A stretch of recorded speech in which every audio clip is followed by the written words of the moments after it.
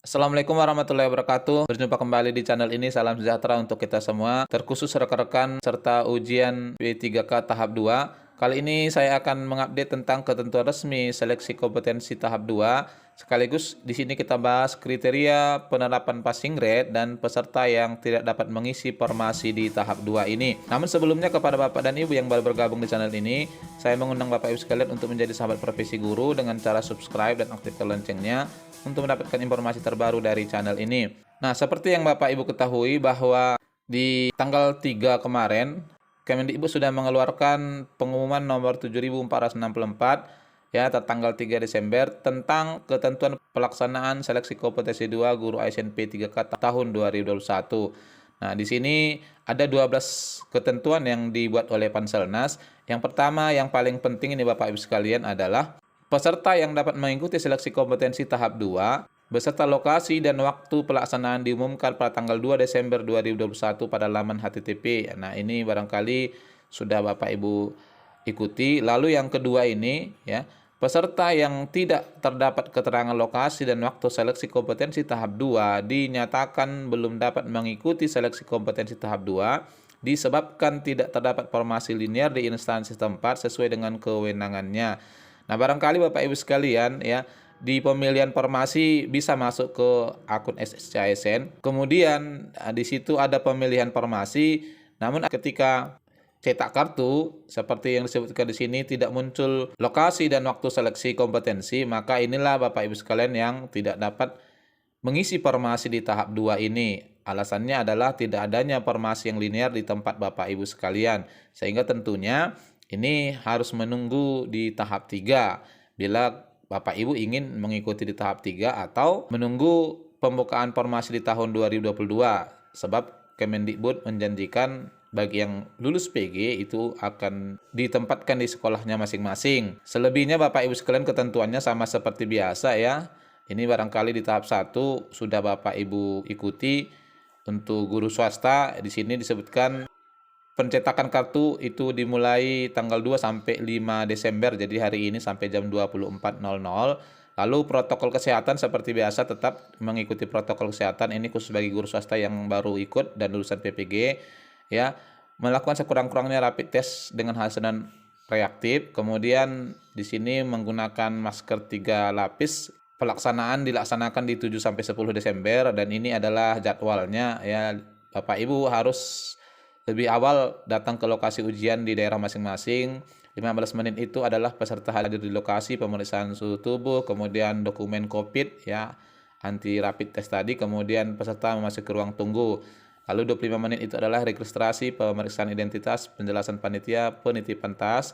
10 menit itu body checking, peserta memasuki ruang ujian dan penertangan daftar hadir, pembagian kartu login yang akan diberikan ya. Ini akan dibagikan pada saat menjelang ujian, lalu pembacaan tata tertib. Sehingga kemudian alokasi ujian itu ada 170 menit, dimulai itu manajerial sosial kultural, wawancara, dan kompetensi teknis. Nah, poin penting yang terkait kompetensi ini, yang paling penting Bapak Ibu kuasai itu adalah di kompetensi teknis. Ini yang membuat Bapak Ibu peserta tahap 1 banyak yang gagal lulus passing grade. Kalau manajerial sosial kultural dan wawancara, 98% peserta tahap 1 itu lulus.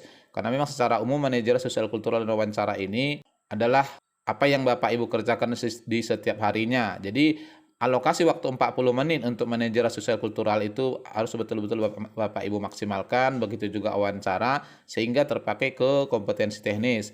Lalu yang berikut Bapak Ibu sekalian terkait dengan ketentuan lebih lanjut tentang penerapan passing grade di tahap 2 ini, informasi terbaru dari Pak Iwan Syahril disampaikan semalam bahwa sesuai rencana pelaksanaan tes P3K Guru tahap 2 akan dimulai di hari Selasa. Jadi hari Senin Bapak Ibu bisa pergunakan untuk melengkapi dokumen yang harus dibawa pada saat ujian nanti, termasuk juga barangkali bagi guru swasta dan lulusan PPG adalah kartu sehat yang di-download dari SSCASN. Nah, disebutkan bahwa untuk tahap 2 ini peserta baik K2, non K2 di sekolah negeri, guru swasta dan lulusan pendidikan profesi guru PPG oleh Pak Iwan Syahril diminta memfokuskan diri menghadapi tes agar lulus passing grade. Nah, tes yang paling utama tadi adalah kompetensi teknis. disampaikan ini masih tersisa beberapa hari lagi untuk tes. Kami imbau seluruh peserta untuk fokus belajar dan usahakan lulus passing grade dengan nilai terbaik. Jadi yang akan mengisi di tahap 2 ini tetap walau mencapai passing grade, namun yang diangkat dan mengisi formasi itu adalah nilai terbaik dari seluruh peserta yang melamar di satu formasi. Sama seperti seleksi tahap 1, untuk peserta tes P3K Guru tahap 2 juga akan mendapatkan afirmasi yang sama. Jadi Bapak Ibu tidak usah khawatir. Ini afirmasi ini adalah afirmasi yang diberikan khusus untuk guru honor negeri ya. Jadi lulusan PPG dan guru swasta ini tidak mendapatkan.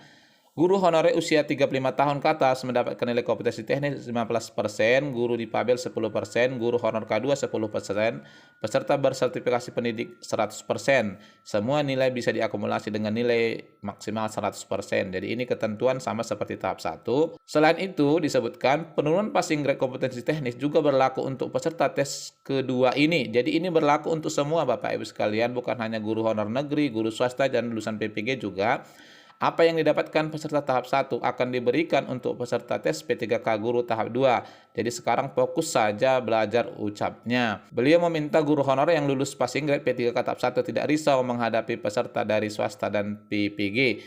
Nah, ketentuan yang berlaku di tahap 2 ini ya, ini sangat menguntungkan sekali bagi guru swasta dan lulusan PPG yang mana untuk beberapa daerah tahap 1 sebelumnya tidak ada pelamar yang memilih formasi, sehingga bagi Bapak Ibu guru swasta yang bisa ikut di daerah tersebut dengan hanya lulus PG kategori 3 saja pun, bila Bapak Ibu hanya sendiri melamar di formasi tersebut, Bapak Ibu sudah akan diangkat menjadi guru P3K di tahun ini. Nah, ditambahkan kalaupun semuanya lulus, tetap kuota P3K guru masih kurang. Ini sesuai dengan kuota yang dialokasikan pemerintah untuk tahun 2021 dan rencana tahun 2022 Bapak Ibu sekalian, yang mana memang kalaupun guru honor negeri diangkat seluruhnya 700 ribuan, maka masih ada sisa sekitar 250 ribu formasi yang kosong yang mungkin diisi oleh guru swasta dan lulusan PPG.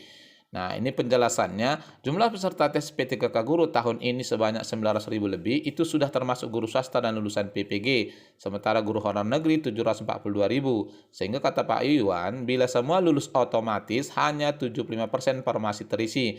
Sebanyak 25% inilah yang diperebutkan oleh guru swasta dan lulusan PPG. Persoalannya sekarang, dari kuota 1 juta guru P3K hanya 506 ribu formasi diajukan Pemda. Ini yang akan dikebut Kemendikbudristek agar diajukan di 2022, ditambah dengan formasi guru PNS yang pensiun.